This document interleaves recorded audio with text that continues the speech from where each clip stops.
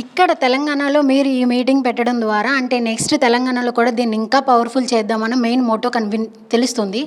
అలాంటప్పుడు తెలంగాణలో కూడా ఒక పార్టీ లాంటిది ఎందుకు పెట్టాలనుకోవట్లేదు? లైక్ సభ లాంటిది.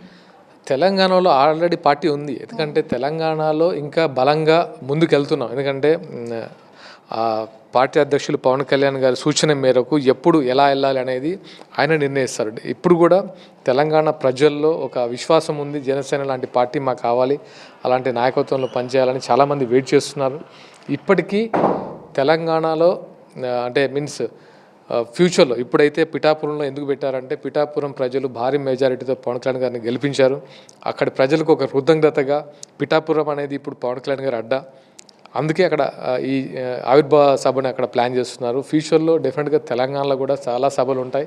అండ్ మోర్ ఓవర్ అన్నిటికంటే ముందు సభ జరిగింది, సభలు జరిగినాయి తెలంగాణలోనే, హైదరాబాద్లోనే, వరంగల్లో, ఖమ్మంలో చాలా సభలు జరిగాయి ఇంతకుముందు. కాబట్టి ఇప్పుడు గెలిచిన తర్వాత ఫస్ట్ సభ అక్కడ పెడుతున్నారు. తర్వాత ముందు ఇక్కడ చాలా సభలు నిర్వహిస్తాం. అంటే ఇప్పటికీ గ్రౌండ్ లెవెల్లో ప్రతి కాన్స్టిట్యున్సీలో మీకు జెండా గద్దలు కానీ ఈ 6-7 మంత్స్లో భారీగా చేరికలు కానీ అందరూ ఉత్సాహంతో రెట్టింపు ఉత్సాహంతో పనిచేస్తున్నారు. చాలా బలమైన పార్టీగా ముందుకు రాబోతుంది.